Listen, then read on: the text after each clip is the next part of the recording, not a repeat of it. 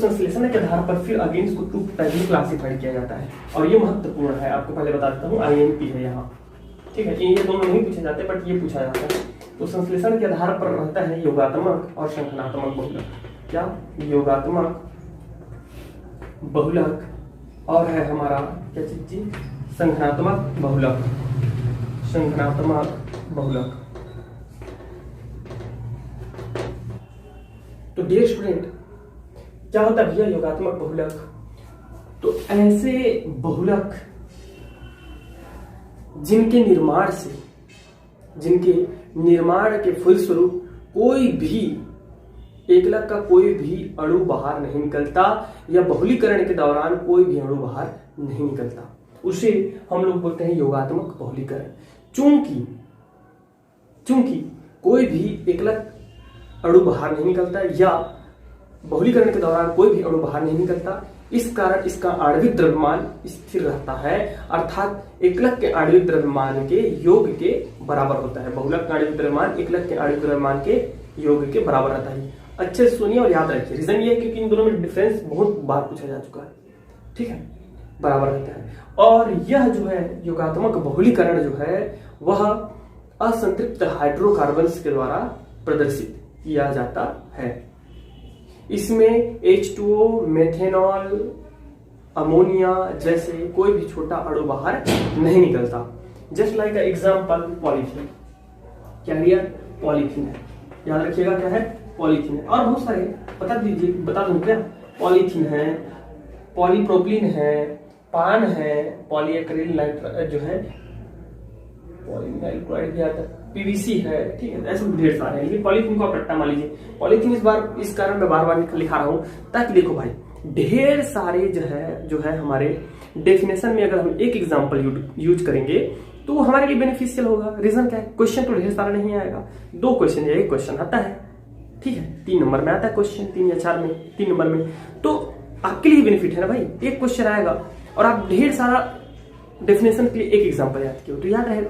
अगर सब में मैं अगर डिफरेंट एग्जांपल लिखाऊंगा तो सोचिए आप खुद कंफ्यूज हो जाओगे, ठीक है। तो पॉलीथीन, जैसे कि डियर स्टूडेंट पॉलीथीन एक एकलक अणु का पॉलीथीन का जो आणविक द्रव्यमान होता है वो कितना होता है? 12 × 24 और 24 और 4 हो गया 26, है कि नहीं? तो 26 का अगर 10 ठो मैं पॉलीथीन लूँ, सॉरी 10 ठो एथिलीन लूंगा या 100 एथिलीन लूंगा, 100 एल्कीन बोलते हैं या एथिलीन बोलते हैं, इसका बहुलीकरण जब कराऊंगा तो मुझे क्या मिलेगा? पॉलीथीन मिलेगा। क्या मिलेगा? पॉलीथीन मिलेगा, ठीक है। तो पॉलीथीन का 1 का 26 है तो 100 के साथ मल्टीप्लाई कर दीजिएगा, ठीक है, फिर हो जाएगा 2600। तो इसका जो आणविक द्रव्यमान होगा वो कितना होगा? 2600 होगा। मतलब उसके आणविक द्रव्यमान में कोई कमी नहीं आती। क्यों? क्योंकि वहां कोई भी एकलक अणु बाहर नहीं निकल रहा या कोई भी जल के अणु बाहर नहीं निकल रहा, तो कम कहां से होगा? और यह असंतृप्त मतलब डबल ट्रिपल बॉन्ड वाले जो है हाइड्रोकार्बन्स के द्वारा, एकलकों के द्वारा प्रदर्शित किया जाता है, ये भी ध्यान रखिएगा, ठीक है भैया। और संख्यात्मक बहुलक की बात करें तो ऐसे बहुलीकरण जिसके दौरान कम आणविक द्रव्यमान वाले जैसे जल, मेथेनॉल, अमोनिया जैसे अणु बाहर निकल जाते हैं, तो इस बहुलीकरण को संख्यात्मक बहुलीकरण कहते हैं एवं प्राप्त बहुलक को संख्यात्मक बहुलक कहते हैं। इसमें बहुलक का आणविक द्रव्यमान एकलक के आणविक द्रव्यमानों के योग से कम प्राप्त होता है, क्योंकि कुछ अणु बाहर निकल चुके हैं, ठीक है। साथ ही साथ यह जो है संतृप्त हाइड्रोकार्बन्स के द्वारा प्रदर्शित किया जाता है, ठीक है भैया। जैसे प्रोटीन है, नायलॉन 6 है, स्टार्च है, ठीक है, आरएनए डीएनए अर्थात न्यूक्लिक अम्ल है। मैं पढ़ा चुका हूँ इन चीजों को, आप जाकर के देखिए, बेहतरीन तरीके से आरएनए डीएनए पढ़े हैं हम लोग, ठीक है। Saccharide, monosaccharide, disaccharide, sucrose, glucose, fructose सब पढ़ चुके हैं, रामनोज सब पढ़े हैं, ठीक है। तो जैसे कि प्रोटीन ही बना रहा हूं मैं, प्रोटीन तो सबको पता है प्रोटीन जो है वो क्या होता है डियर स्टूडेंट, हमारा प्रोटीन जो है वह एमिनो अम्ल का क्या होता है? एमिनो अम्ल। देखिए ये एमिनो अम्ल है, एमिनो अम्ल का क्या होता है? बहुलक होता है। तो मेरे भाई जब 2 एमिनो अम्ल आपस में इसको मिटा रहे हैं, ताकि मैं आप इसको नोट कर लीजिएगा आप लोग, ताकि 2 एमिनो अम्ल को आप लोग देखिएगा, CH3 ये इधर रख दीजिएगा, CH3 अल्फा एमिनो अम्ल बनाना है आपको, ओके, अल्फा एमिनो अम्ल बनाना है,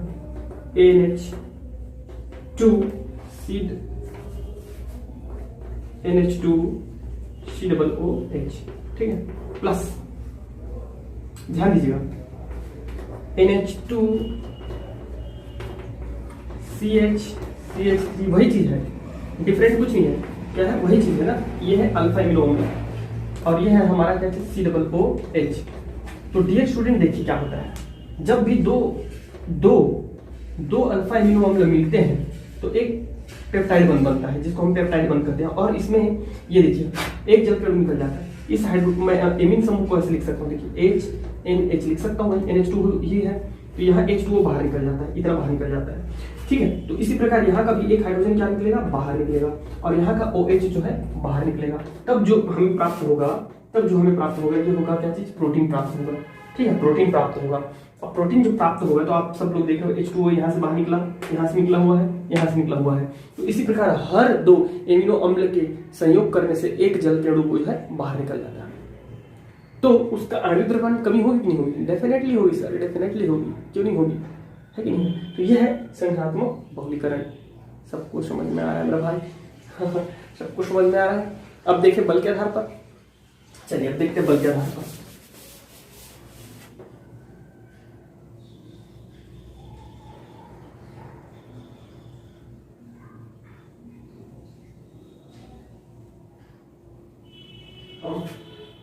जो है क्या चीज, योगात्मक बहुलीकरण में अंतर। योगात्मक बहुलीकरण या योगात्मक बहुलक और संख्यात्मक बहुलक।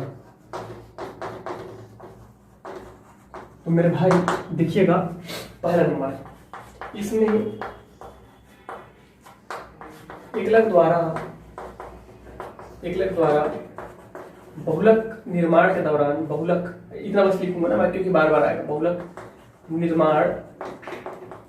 निर्माण द्वारा छोटे अणु जैसे NH3H2O मेथेनॉल नहीं निकलते, ठीक है, नहीं निकलते। इसमें बहुलक निर्माण के दौरान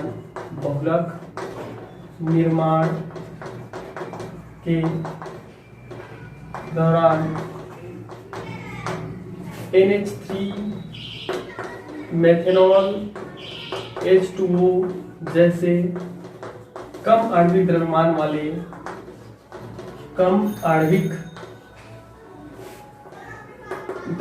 वाले अणु बाहर निकल जाते हैं, ठीक है, फर्स्ट निकल जाते हैं। दूसरा क्या है स्टूडेंट, दूसरा है हमारा, अब तो समझ में आ गया होगा आपको कि अणु जब बाहर निकल गया तो उसका आणविक द्रव्यमान क्या हो जाएगा, कम हो जाएगा। इसमें बहुलक का आणविक द्रव्यमान एकलक के आणविक द्रव्यमान के योग के बराबर होता है, एकलक के आणविक द्रव्यमान के योग के बराबर होता है, ठीक है। जबकि यहां देखेंगे हम लोग, इसमें बहुलक का आणविक द्रव्यमान जो है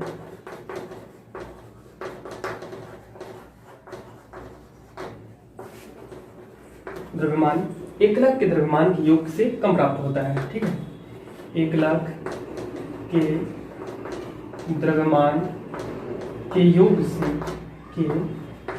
से कम प्राप्त होता है,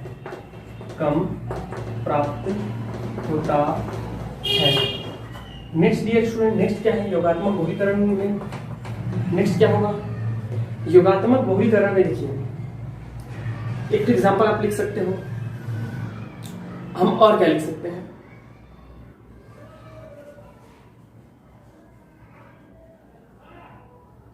ठीक, यह बहुलक का निर्माण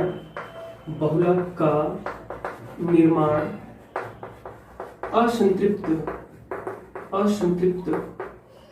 हाइड्रोकार्बन युक्त एकलक से होता है, एकलक से होता है, अभी पता चल जाएगा आपको, होता है। ओके, जबकि यहाँ बहुलक का निर्माण जो है, बहुलक का निर्माण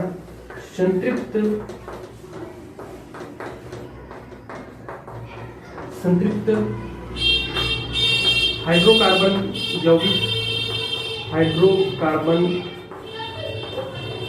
युक्त एकलक यौगिकों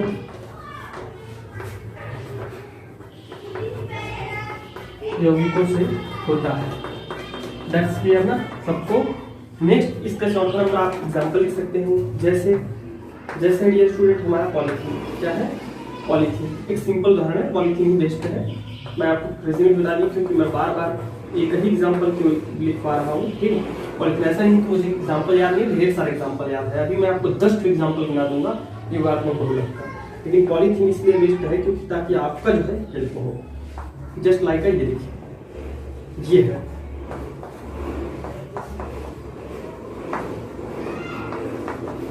ठीक है एन। तो इसमें क्या होता है ये देखिए, असंतृप्त हाइड्रोकार्बन दिख रहा है आप सबको, वेरी गुड। इसमें कोई भी अणु बाहर निकला क्या, नहीं निकला है सर, ठीक है। और द्रव्यमान तो भैया अगर ये देखिए, यहीं पे देख लीजिए, 4 2 हाइड्रोजन यहाँ, 2 हाइड्रोजन यहाँ, 4 12 2 24 24 और 4 26, 24 और 4 28, तो ये 28 है ना। तो अगर 28 ये है मेरे भाई, ठीक है, तो अगर मैं यहाँ पे सॉल्ट होकर अणु लूंगा तो इसका जो द्रव्यमान आएगा पॉलीमर का, बहुलक का, वो आएगा 2800। लेकिन यहाँ थोड़ा डिफरेंट होता है, ठीक है। जैसे कि और क्या क्या उदाहरण है सर, मैं तो बता दिया ना आपको, पीवीसी है, ठीक है, आपका प्राकृतिक रबर है आइसोप्रीन जिसका एकलक है, ओके। आपका डियर स्टूडेंट यहीं पे आ जाता है पीवीसी, पान आ जाता है, पॉलीएक्रिलोनाइट्राइल, ठीक है। यहीं पे आ जाता है हमारा टेफ्लॉन आ जाता है, यहीं पे आ जाता है हमारा पॉलीटेट्राफ्लोरोएथिलीन हो गया है ना भाई, बहुत सारा है। यहाँ देखिएगा जैसे कि यहाँ पे है हमारा प्रोटीन। अब भी जस्ट मैं इसको एग्जांपल दे चुका हूँ आपको, ठीक है। यहाँ क्या होता है CHCO,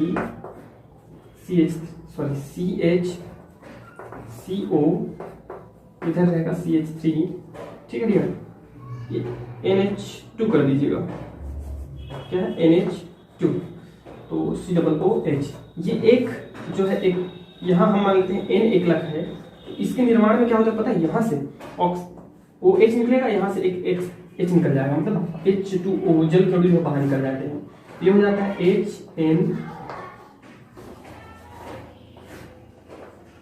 HNCCH3CHCO, इस प्रकार, ठीक है। तो वहां क्या हुआ, एक जल का अणु निकल गया, तो उसका आणविक द्रव्यमान स्वाभाविक रूप से कम होगा। समझ में आ गया सबको अच्छे से।